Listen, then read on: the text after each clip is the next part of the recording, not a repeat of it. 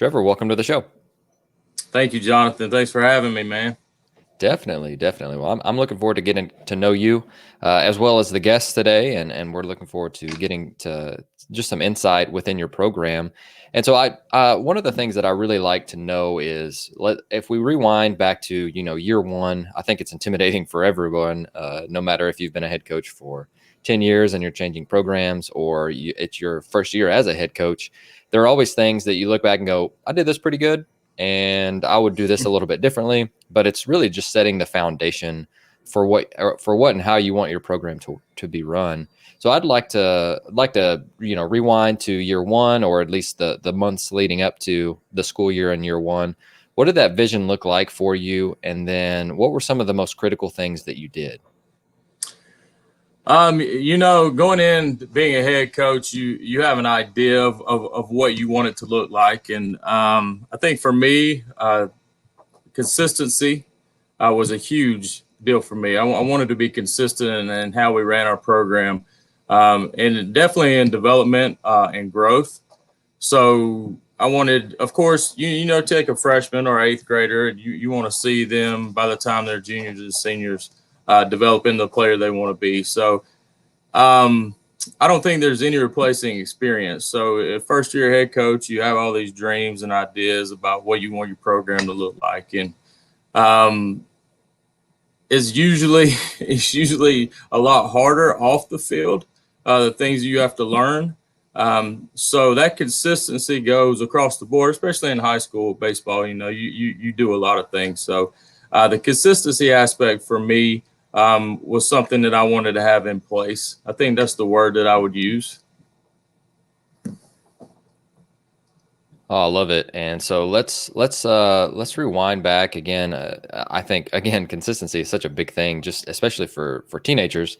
They're looking to us for guidance, and Right. if we are wishy-washy with our behavior, it's just going to lead them to be confused, or allow them for some allowance that is not based on the standards that we set.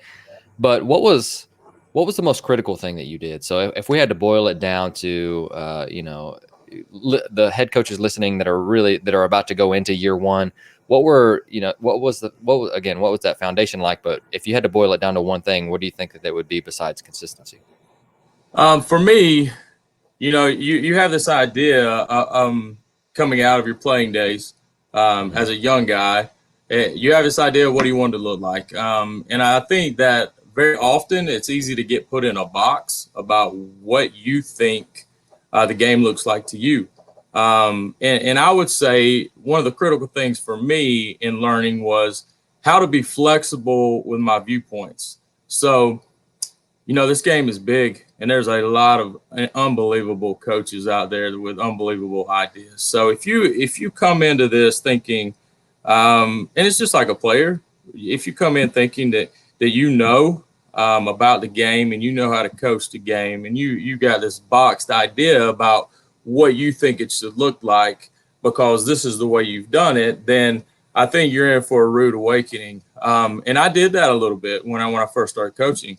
I tried to be the coach that I was as a player, and I think that's a dangerous spot to be in. And I think a lot of young coaches or new coaches have that. So for me, being flexible and seeing other people's philosophies about how they saw the game, how they conducted a game from a coach's standpoint, because coaching is not playing.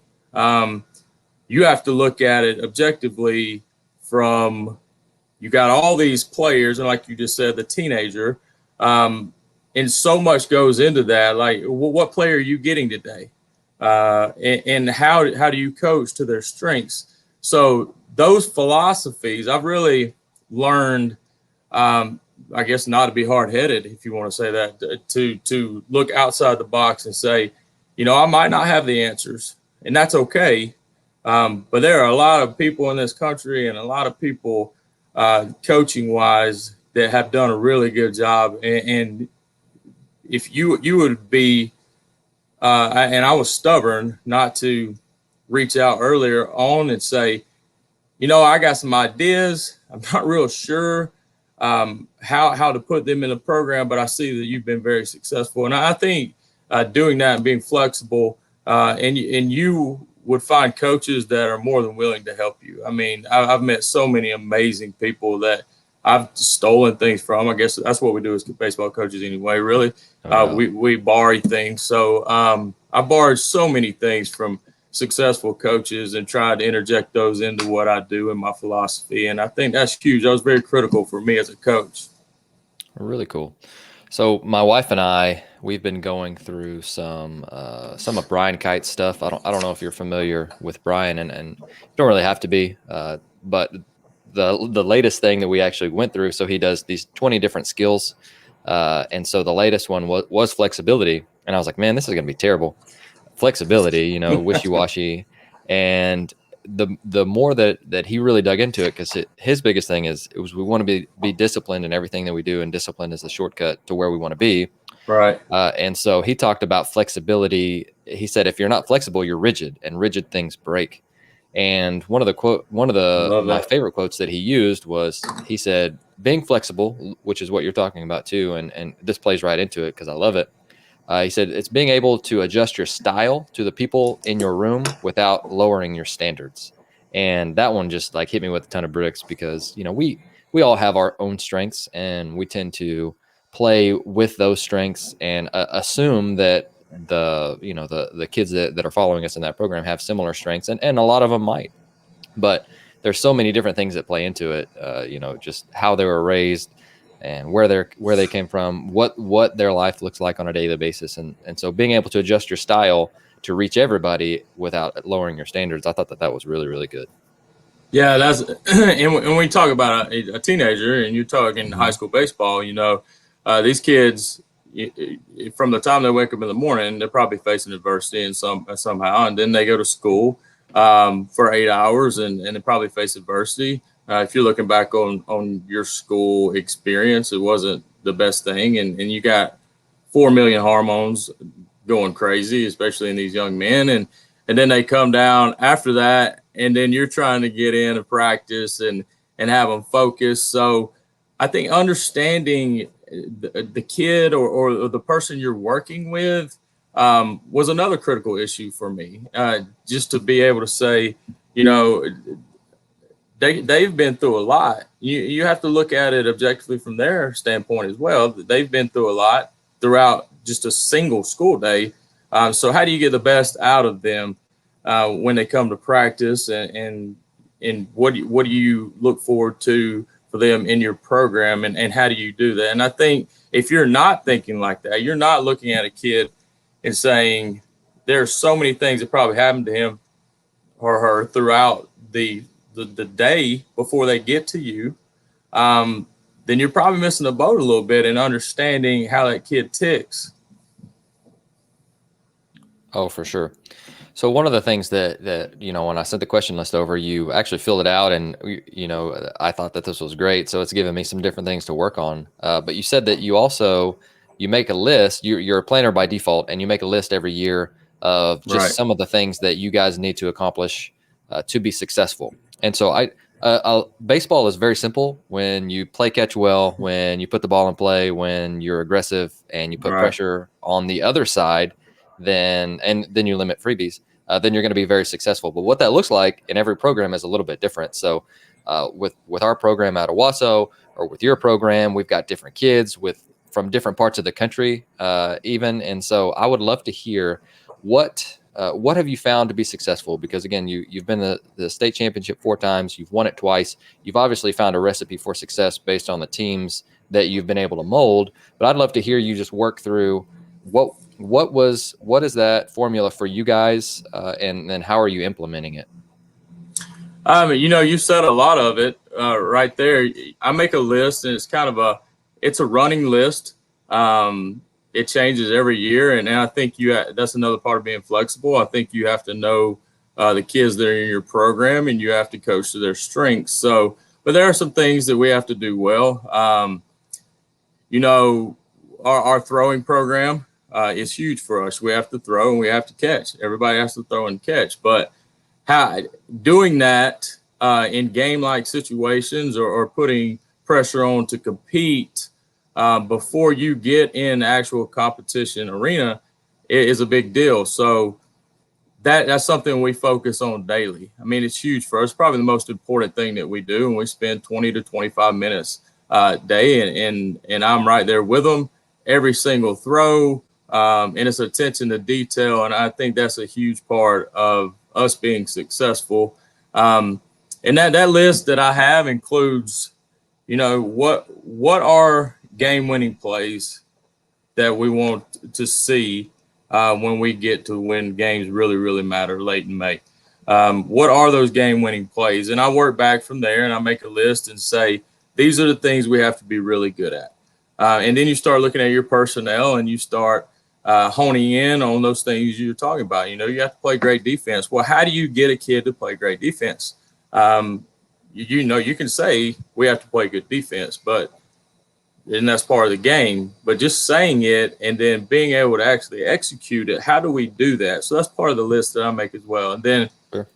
and then what does it look like offensively for our team? I mean, how are we going to win baseball games? You can't just have a one size fits all. We had 3 home runs this year and won a state championship. 2 were in the playoffs. So we hit 1 home run during the regular season and ended up winning a state championship. But I knew that going in from that list, that these are going to be our strengths. And one of those was not hitting the ball out of the ballpark. So how do we get 90 feet, and what does that look like? So there's a lot of critical elements to knowing your players and knowing your personnel, and actually putting that in to your development. I think that it's very easy to be generic, and I don't know, a lot of programs probably just they come out and they throw a little bit and they take some ground balls and they hit BP and they go home. And I personally that kind of gives me anxiety a little bit, actually. I personally wouldn't feel like I was doing what I needed to do for these kids to be successful. And when you ask kids at the beginning of the season, you're sitting in this room, who wants to play college baseball? And 99% of them are going to raise their hand. Okay, well, whether that's a reality or not, it's my job.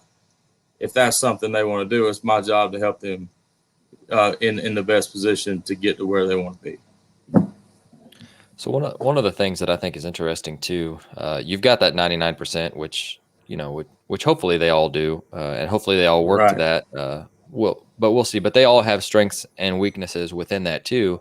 So and just to give an idea, you're a 3A school in a 7A classification, so right in the mid range. I think you said you had 1,200 kids, and so you have to develop a lot of them. And I hope that most coaches would say the same thing. But you've got a lot of hands-on throughout the entire program. So I would love to hear your process of the player development system, and then how do you help players to understand what they're good at, set goals, get better at. And then I'm struggling with this too a little bit. At Owasso, we've got almost 60 guys in off season. And it's a lot. It's a lot. So putting a lot on them and understanding their strengths and weaknesses, but also taking into account that teenagers, they sometimes overestimate their strengths and undervalue their weaknesses, or the opposite. They think they suck all the time. So trying to be able to balance that too. But I'd love to hear your process on how do you help players to understand and communicate with what they're good at and what they're not.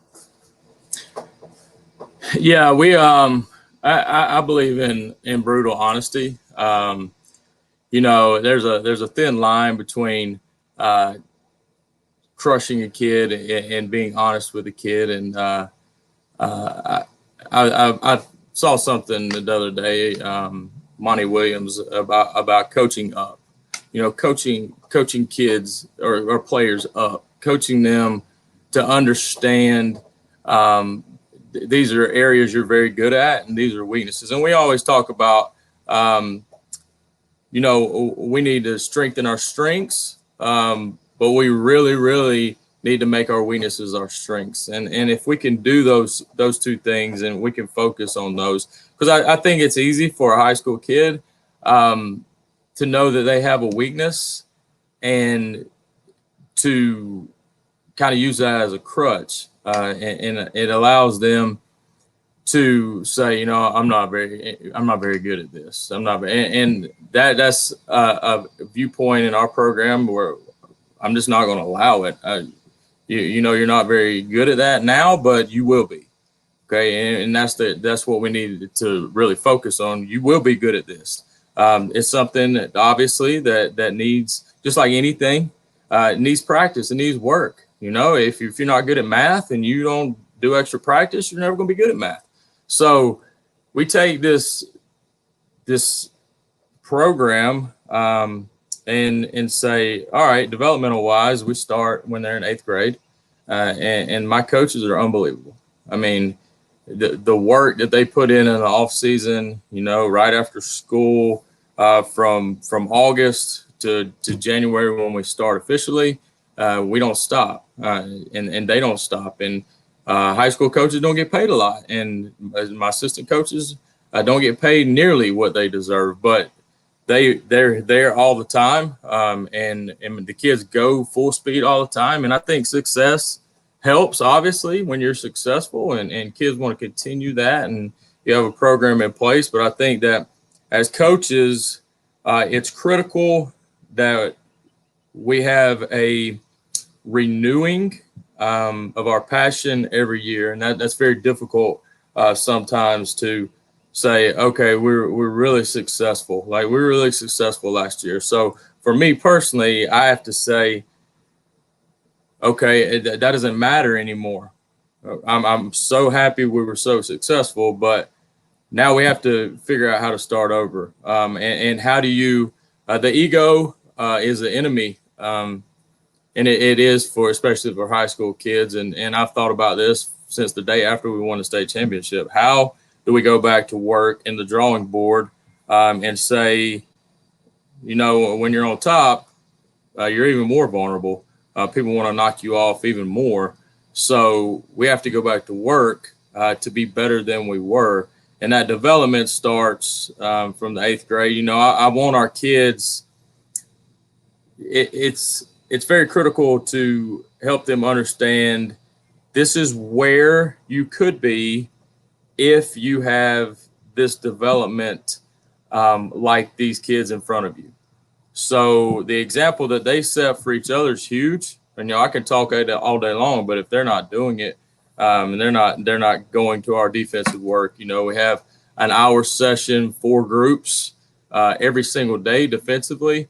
We're in the weight room every single day. They're doing their long toss program, their agilities, and their movements. So there's a ton of things that go in to development. But if you don't have kids that buy in, and you don't have leaders in the program, and I think that's a big part of knowing your kids and taking them to the side and saying, here's what I need from you, and challenging them.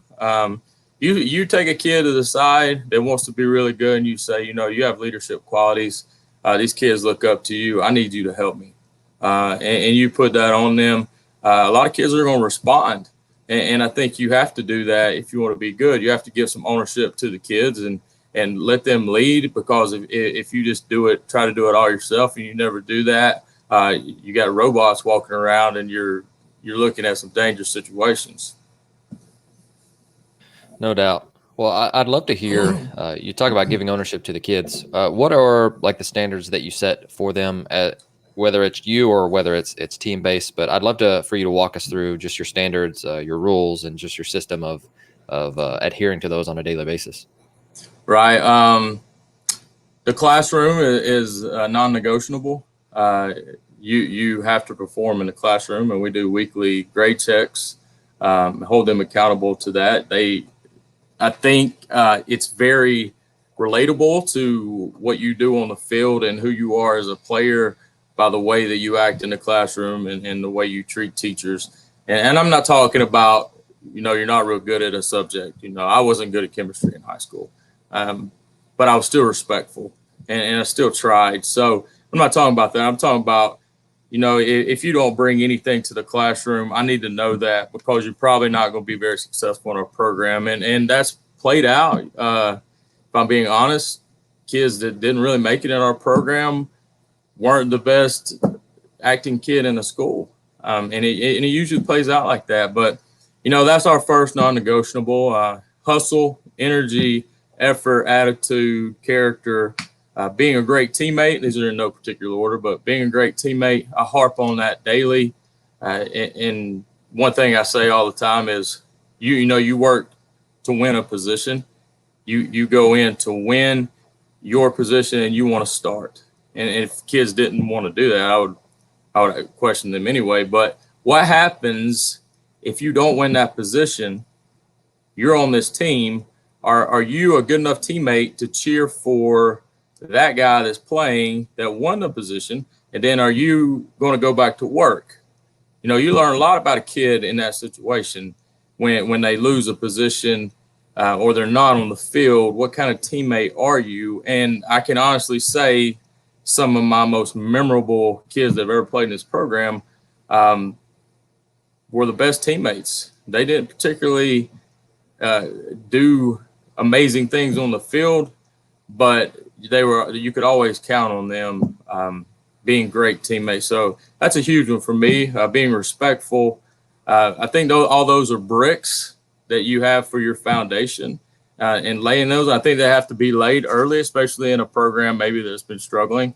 I was lucky enough when I took over this program, it was in a really, really good spot. So those things you build on, or you lay those foundations, and that goes back to consistency. You have to be consistent with those things, and you have to have those, and you cannot. And we talk about flexibility. You really can't be flexible with those things that are the foundation of your program, and that's tough love sometimes. I mean, I've had to make some really tough decisions, and you look at it. You got to look at it from a program standpoint.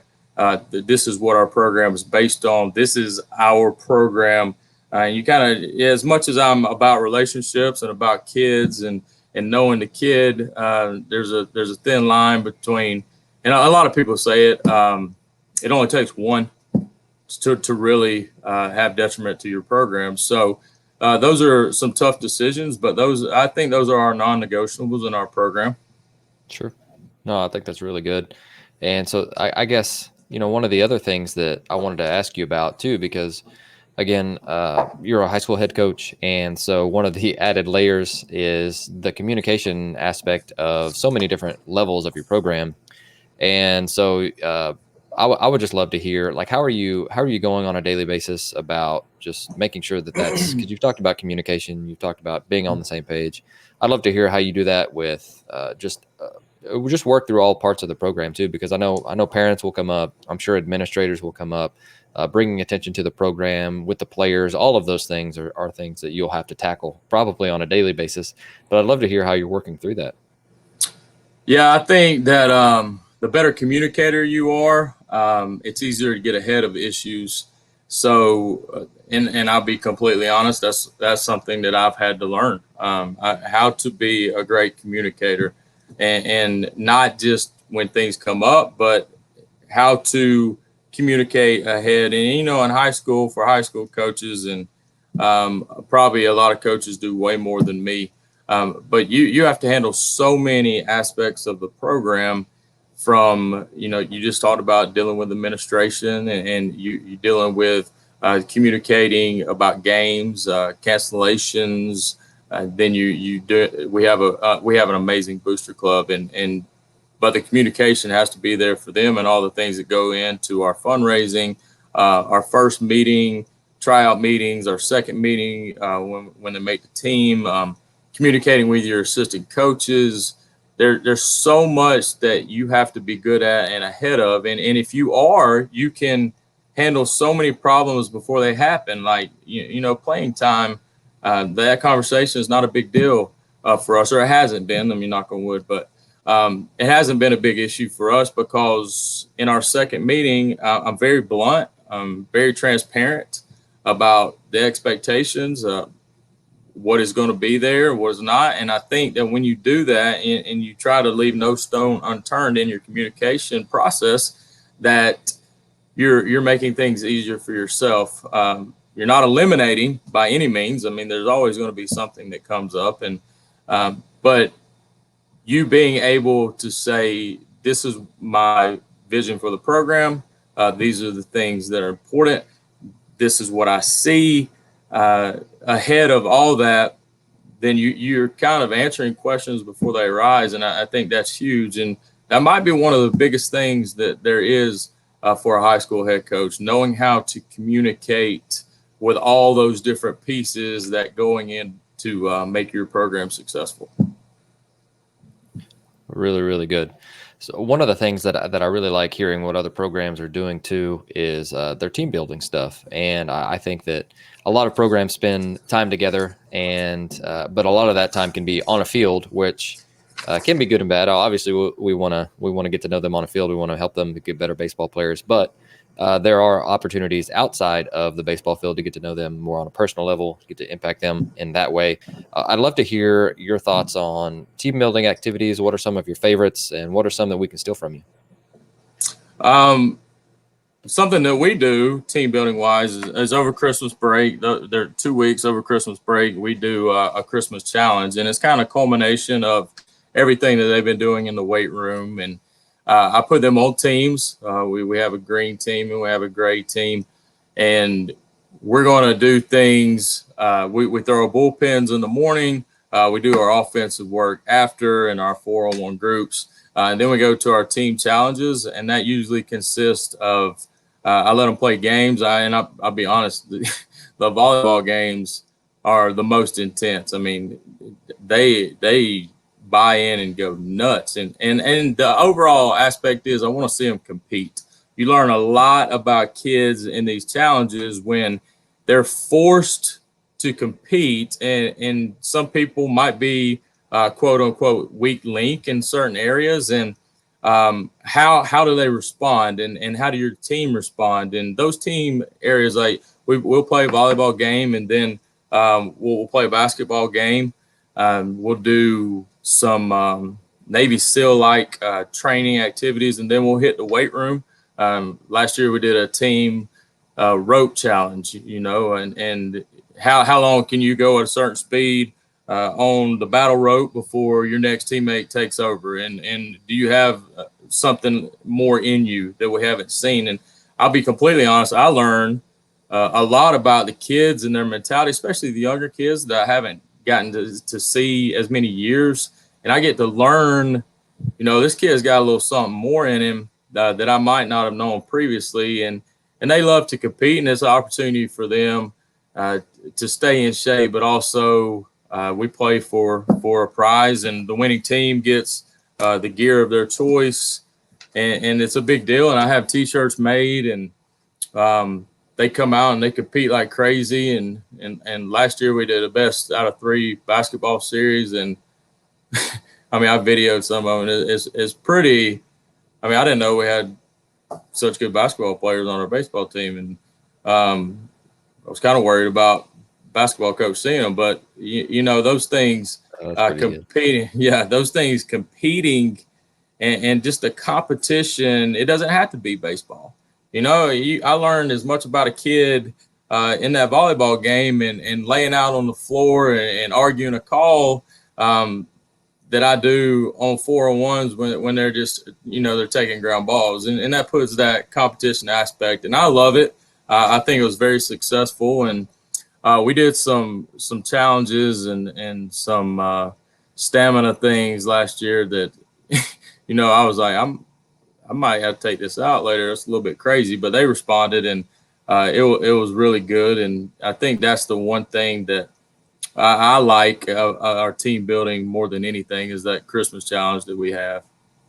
Oh, that's great. So tell us a little bit about what you guys are doing in the off season. How do you plan it out? How many kids do you have? How much time do you have? And walk us through it if you don't mind.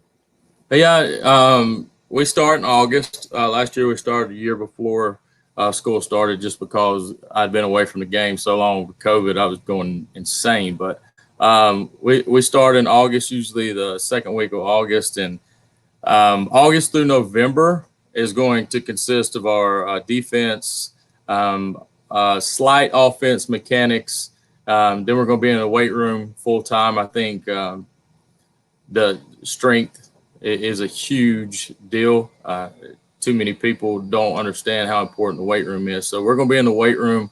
We're going to be doing a lot of baseball-focused strength workouts. We're going to be doing agility workouts, our hinge movements, really focusing on kids being able to move and their movements, and our long toss, all that strength, and getting ready, getting the body ready to perform is what we will do. Now, August through November is focused mainly on defense, and our objective is infielders get 100+ ground balls a day in 4-on-1s. Outfielders get 75 plus fly balls in our 4-on-1 period, and they usually go 3 to 4 times a week in that capacity. But long tosses are 3 days a week, sometimes 4 days a week, and then the weight rooms every day, and we do everything from jump ropes to all of our drill aspect with tennis balls and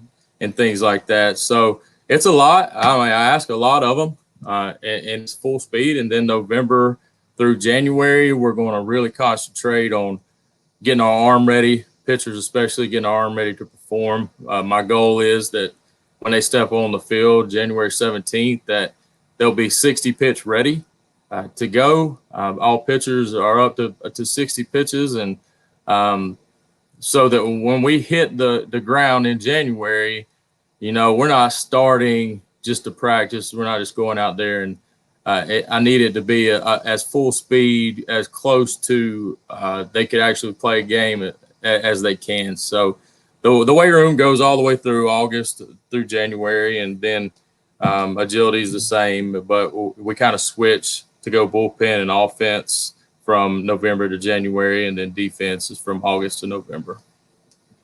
Oh, very cool. And how many players do you guys usually have in the offseason, and coaches? Well, it's usually our whole coaching staff, so 5 or 6 of us, and we'll rotate off, giving each other a break. And, I try to be here 4 to 5 days a week just to see, because I want to be around the guys. But we have, I want to say, 40 plus kids. They're going to be doing that. And this year I will implement middle school workout. There are no restriction numbers for us for middle schoolers. So I'm going to bring in the middle schoolers 1 day a week to get field time and start introducing our concepts and how we do things and our terminology. And hopefully they grasp a little bit of that before they get into the program. 6th and 7th graders play middle school, so I don't really get to see them, and I would like to know them ahead of time. So I think that has a possibility to be very beneficial for us. Oh, really good. So when we transition from the off season, which, like you said, November, December, you do the Christmas challenge. You guys come back from Christmas break in January, and then you start preseason mode. So I'd love to hear how have you felt like you have? Well, I guess how best have you felt like you've prepared these guys? What have you felt? You said you got to get them up to 60 pitches on the mound, but just as far as like mindset. And as far as, you talked a little bit about installing mechanics in the fall, and then getting, once the season starts, I'm assuming that you don't have a whole lot of time for that. And so right. I'm assuming that that's like part of your foundation process. But what does that transition look like from off season to preseason to in season? What are you cutting out, and what are you making more important? I look at it from an offense defense standpoint. So we have these 2 buckets, offense and defense. That's easy to say. You got offense, you're hitting, and defense, you're fielding and throwing. But there's so many critical aspects that go into these 2 buckets. So what big things can we get offensively, and what big things defensively in the preseason, so that when we get into season and we start really focusing on more of the team aspect, our preseason individual preparation, we're trying to make you the best possible individual player that you can, because we can only do 4-on-1 in our preseason. So we can work only with 4 players at a time, unless we're doing like the workout aspect. So if we're doing baseball specific, we're only dealing with 4 players at a time. So I'm trying to make the best individual player growth and development that we can in that preseason workout time. So when we get to season, now here we come together. So we're putting these pieces together to what it would look like to win a baseball game. So you got this development aspect, and let's make them the best possible individual player that they can be, and see growth and help them feel good about it. And then we're going to get in this team aspect to when we start introducing the little things that are going to win us baseball games. So all those individuals come together. So I would say just the time that we spend as far as the amount of ground ball work or the amount of individual outfield work. And of course, our bullpen sessions have to be fit in to a practice schedule. So those things start to look more like a team concept. So you get your ground ball work within the team concept when we're doing our specialty by position work, and really focusing on how this comes together to look like winning a baseball game. So and I guess you can liken that to building a foundation as well. You take the individual and you build them and develop them as best as you can. And then now let's put this house together and let's see if it stands and if it works. Oh, really good. I'd love to hear your thoughts on, and this is something that I think that I've been trying to do a better job of, and that's you mentioned in the outline that you sent me was your attention to detail. And I like to think of, like, how do we steal reps? So we all have the same period of time with players. How do we do, attention to detail as well? But how do we also steal extra reps that are going to build up through the season? And one of the things that you mentioned was your ability to play catch really well and in game-like situations. And I'd love for you to go more in depth with that. But I'd also like to hear, are there any other ways that you have found your ability to do that? Because again, it's we all have the same period of time. We all have different players, but the time is equal for most programs in the country. Now, how do we maximize that with attention to detail and with stealing reps? Right. Well, when they cross the white lines, it's known that that's our time of full speed. And I think Gino Ariema says, I'm not here to coach your energy and your effort. And if we have to do that, we're in a bad spot. So I like that a lot. And I tell them often, I'm not here to coach you going full speed. If you want to play in this program, that's a given. You need to go full speed. And I think that as the head coach, it's my job to focus on that. And that's where, you kind of become, I don't know if you want to say the bad guy or whatever, but you can't be scared to call out players for not going full speed, because if you don't, it will cost you a baseball game. It will. And that's why, I stand and walk through the players when we do our catch routine, our throwing routine. And if they're not moving their feet, or if they're not in an athletic position, or if they don't have great arm speed and they're working their body together. And I'm going to tell them about that, because that's going to lose us a baseball game. That is our opportunity. I want to say it's something like 65-70% of high school errors are throwing errors.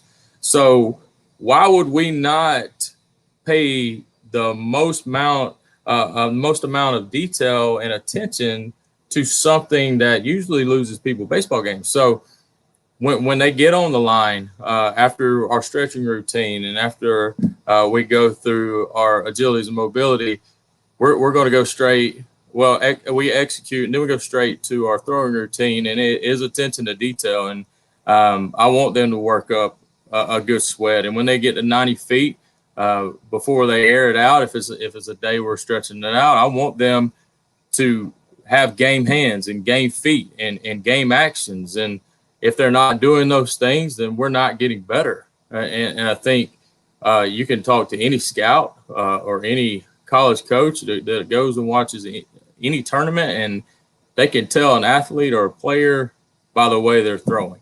the way they're warming up, and their attention to detail. So we have to be really good at that and eliminate errors before we step on the field. And that's an opportunity there to have a game rep, to eliminate something that could happen later by your attention to detail from the time you step on the field. And I would like to think that our focus and our pace and our energy, our execution, the way that we teach leads to those kids knowing our expectations and why we're doing it. I think you always have to tell them why. That's what teaching is, right? So for teaching this game, here's why we're going to execute at this speed.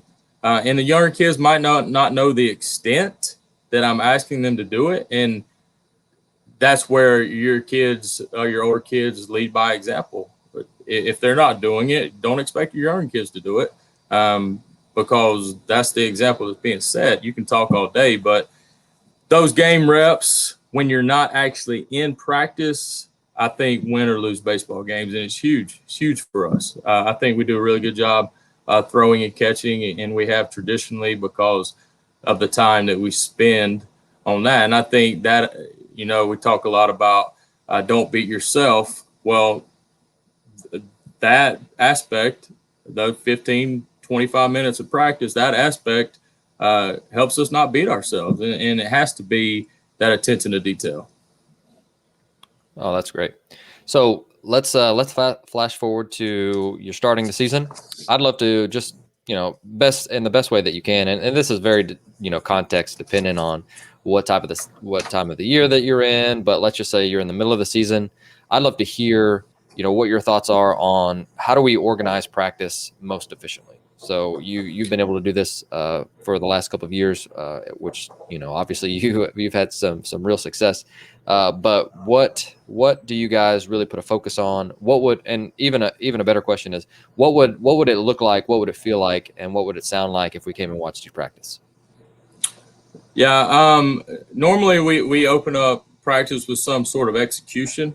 I think that high school baseball, you have to be really good at that. You're not dealing with in college, you're dealing with 25 plus of the best players that played on their high school team. So in high school, the talent pool is not like that. So you have to get the most out of your execution periods as possible. So we do a lot of, I have 2 fungo men and 4 hack attacks. So I use those every day. So we'll go.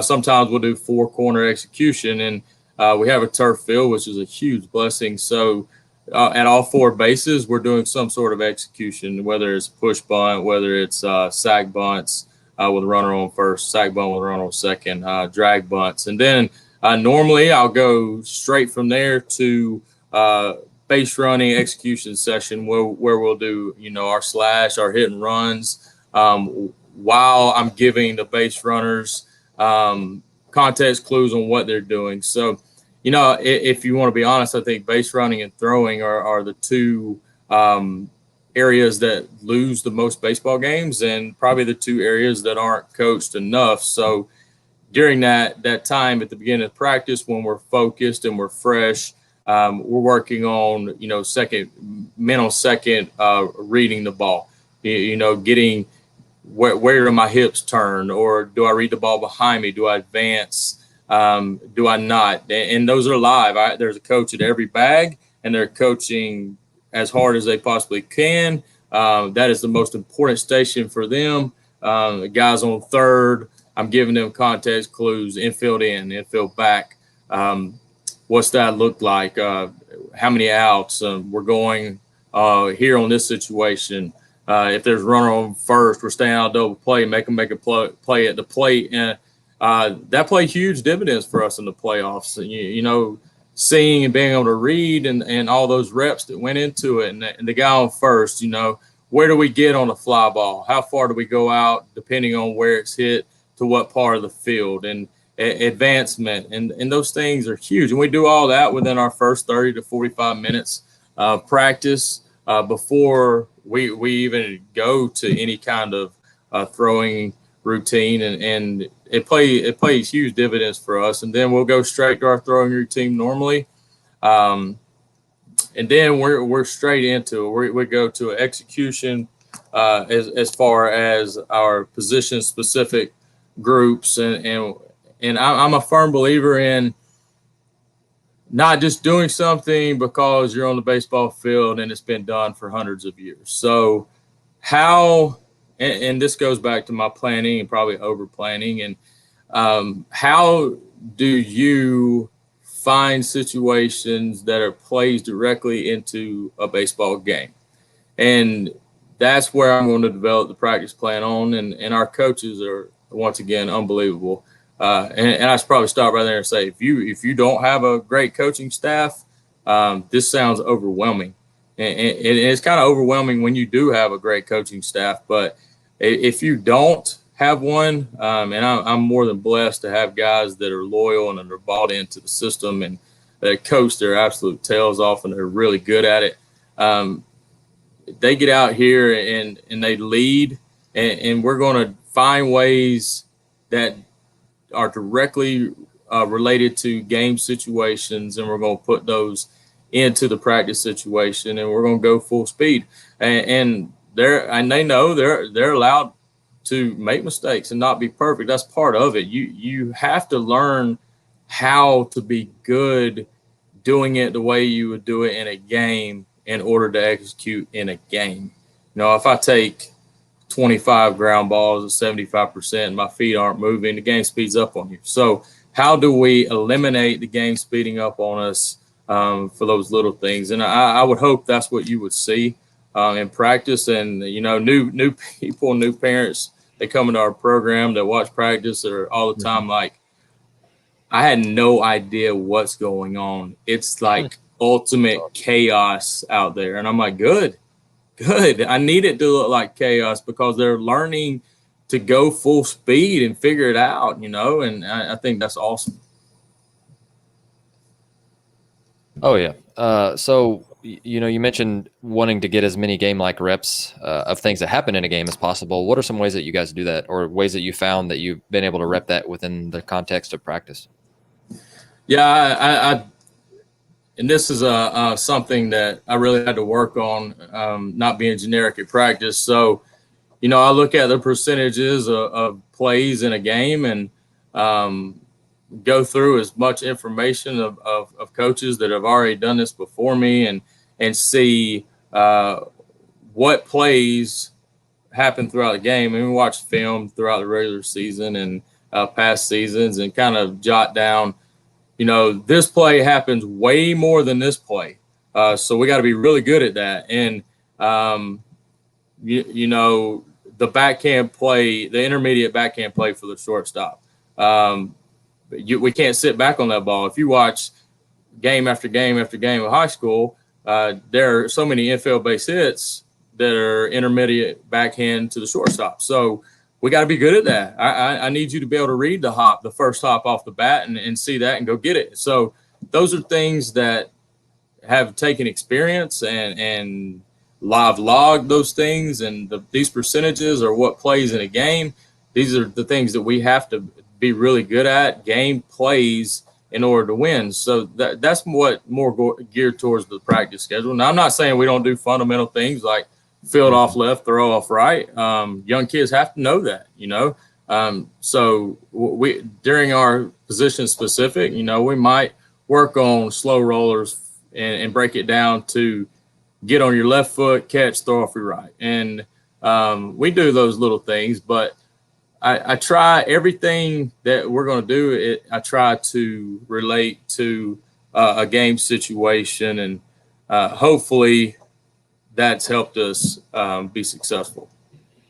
No, I really like that a lot, and I think and sometimes I think we can overanalyze with that, and I think one of the most simple things, and you even mentioned that, which the awesomeness comes out of the simplicity of this is just giving them the game situation. And so I think, with the 30-plus-year-olds, we were inundated with the baseball terms of, hey, we've got this count and we need to do this with a baseball. Right. These kids aren't as much. This is more of a and for a lot of good reasons. There's been a lot of approach on how do we get them bigger, stronger, faster. But at the same time, the tactical side is missing, I think, from a lot Right. of these kids. So they may have a lot more physicality, but getting them to think about game situations as much as possible, with even just adding a count, adding runners, adding how many outs, the inning that it is, and just making them work through that right before they're doing something. Now you take, something as simple as first and third, and they go from autopilot to, oh, okay, so this run doesn't actually matter. Let me just get it out. Or, oh, that's the winning run. Now this leads to a different importance. And you can do that with whatever it is, but just adding those different game scenarios, I think that's a really, like, it's just something that's simple. That's just adding a count to what we're doing in the cages every single day. 100%. Okay, it's a 2-strike count or it's not, and making it could be simple as that. Or you've got base runners here. Here's what the pitcher's been throwing all day. Here's what we're going over, and just giving them that added element to once they get into a game, they'll be like, oh, I did this in the cages on Tuesday. Like, not a big deal. I love that. So one of the next things that I really wanted to dig into, preparing teams for the postseason, and you hear a lot of coaches that say that they scale back on some things, and they stick to the fundamentals, and they want to save legs, or they cut back on time. And it's such a, you've got to know your team, and you've been there, you've done that, and you've been successful with it. So I would love to hear what your thoughts on just how, like, once you start to see the postseason's coming, a week, 2 weeks, month, whatever, you're getting down to those final few weeks of the season. What are some different things that you do to really prepare those guys for a deep run in the playoffs?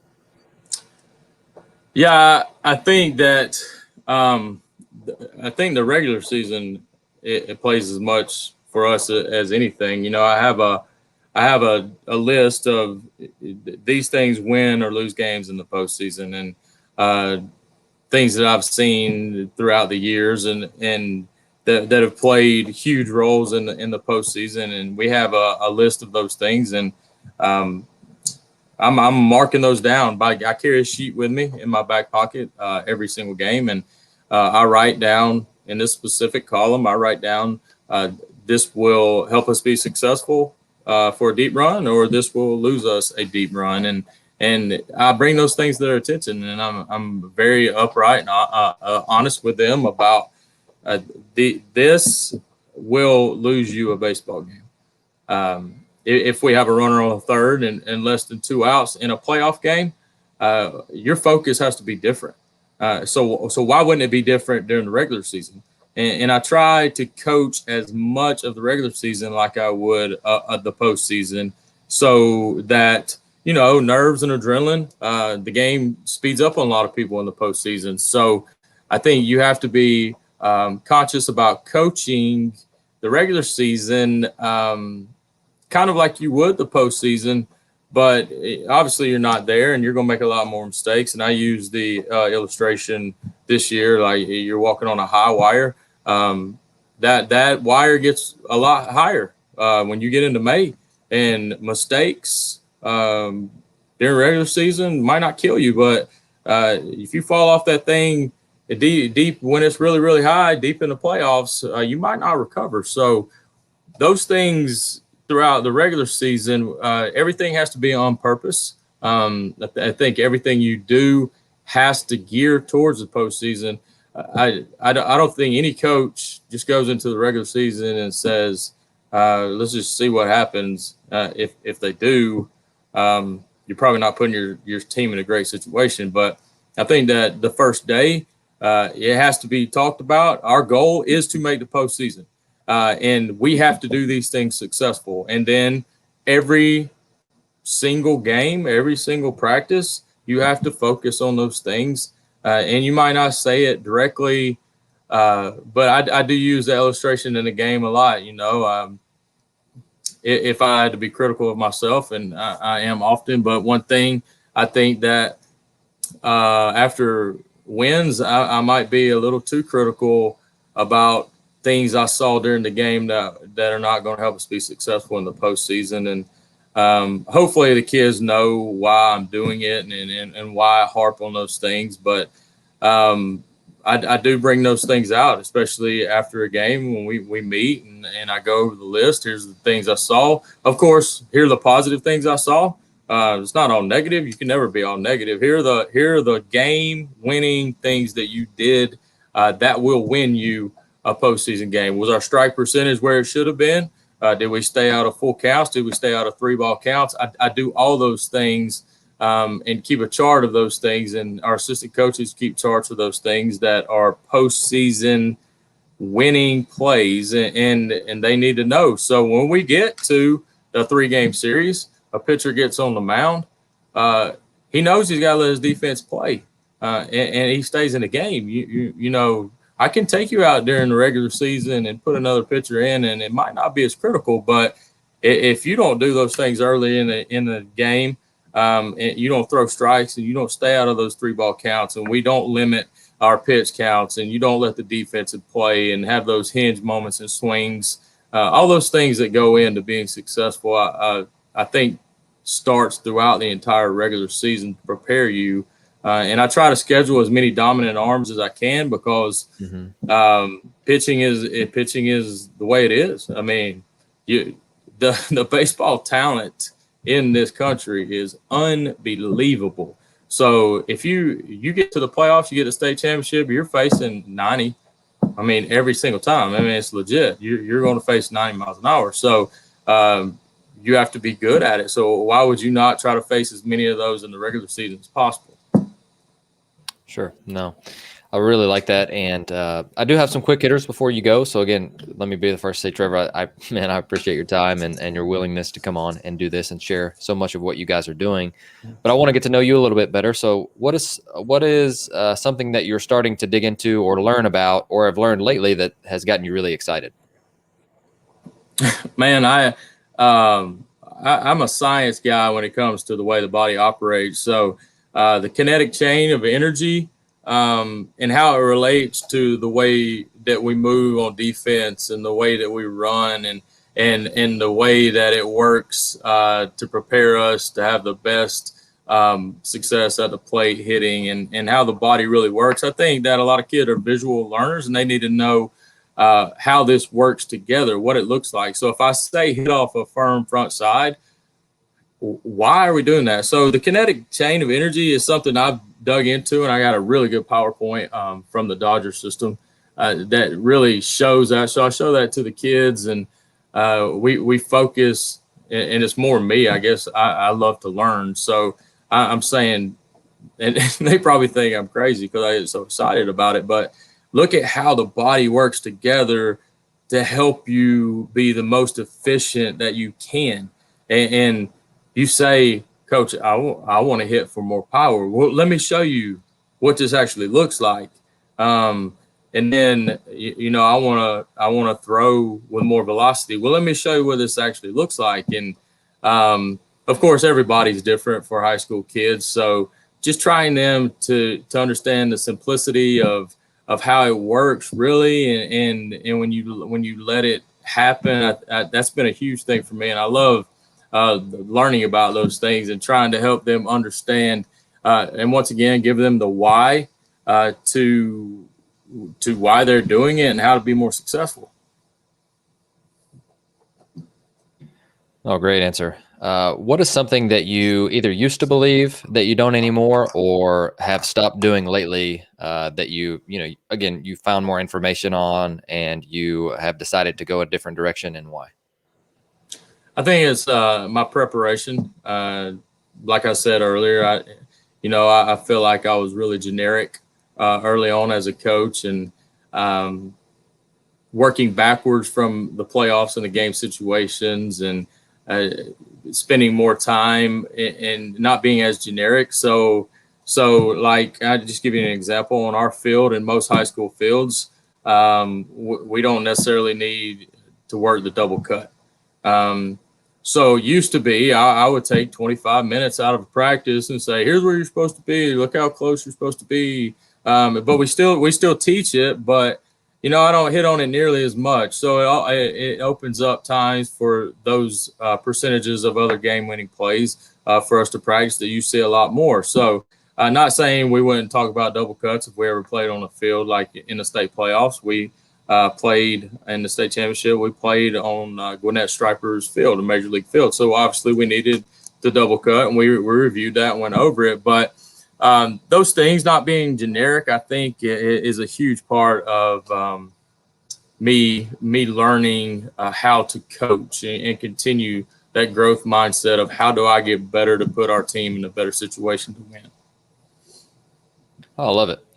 What is your player's favorite drill or drill set, or just anything that if you brought it to the table tomorrow, your players would love it because you're like, this is a winner for us. So, and let us steal it from you. Oh man, the Fungo Man comes into play here, and we do something called 10 on 10, and it goes fly ball. So we'll work areas that are difficult fly ball areas, and like the third baseman getting towards the rail or getting into the triangle, or the first baseman getting towards the dugout and or the netting. And what I'll do is I'll take it up, and they'll challenge each other. And finally, we'll have that thing on 10, the Fungo Man on 10, which is basically a 10-second hang time. And it's really scary for me, actually, because some of the younger players, I actually don't let them do this because Sure. I mean, that thing coming down if they haven't done it a lot. But my older guys, they love it. They compete. They talk trash to each other, and they make some incredible catches. So, if we get out here in the evening and I got the lights on and that thing disappears on a 10-second hang time, and if they join the 10 on 10 club, if they can make 10 consecutive catches with the Fungo Man on 10, and it really challenges their concentration and being able to track fly balls. And man, and when they see that so many times, it's really amazing how good they get at it. And I'll be completely honest, I'm not going to try it because it's so. But we had a kid last year that tracked one and came down, and actually he tripped right before, and it hit his finger, and the bone came out of this middle finger. But he ended up being the game-winning pitcher in Game 3 of state championship. So he came back fine. But that's what I'm talking about, dangerous-wise. But they love doing that stuff and competing, and it makes a regular fly ball in the season just look like a cupcake. Well, I can imagine. Last question for you is what resources would you recommend any coaches out there who are looking to grow themselves? Could be books, courses, people, all of the above. I just got through reading a couple books. I read The Obstacle is the Way by Ryan Holiday, and then Extreme Ownership by Jocko Willink. About to start Good to Great by Jim Collins. Of course, Legacy by James Kerr are some of my favorites. So I would think if you want to coach and be able to talk about, overcoming adversity and how to change your mindset, The Obstacle is the Way was a really good one for me. I just finished that last week. So, of course, podcast and listening to other coaches and reaching out to those guys that have been successful. My mentor, Trent Monjero, is a guy that I still keep in contact with and you lean on. And I think experience teaches you that you don't know the game as much, so you need as much of the information as possible. And like this podcast, I've listened to legendary coaches on this podcast and things that are done and Stick and Ball TV, and as much as you possibly can. And I reach out to coaches like Butch Chaffin and Chuck Box and those guys that have been really successful that I want to know more from. And I ask questions because I think becoming vulnerable is a big deal for a coach. You can't act like you know it. I want to be the dumbest person in the room when we go places and learn. So I think that's a big deal. At coaches, there are a ton of resources for you if you want to get better. Well, Trevor, man, I appreciate your time. I love getting to spend the day with you and getting to hear all of the different cool things that you guys are doing. But I did want to give you the opportunity to talk to our guests before you go. Is there anything else that you'd like to say before you head out? No, you can if you want to know more about our program, of course, trojansbaseball.com, and you can look me up at Coach Flo at Trevor Flo on Twitter, or email me. And I would love to hear from you guys and the way that other people do things, and if you have something that's a huge resource for you, I'd love to know. And just reach out, and anything that I can be helpful with, or that you have, I would love to hear it. So, thank you for giving me this opportunity, and thank you for what you do for the game and helping coaches get better. I really do appreciate it.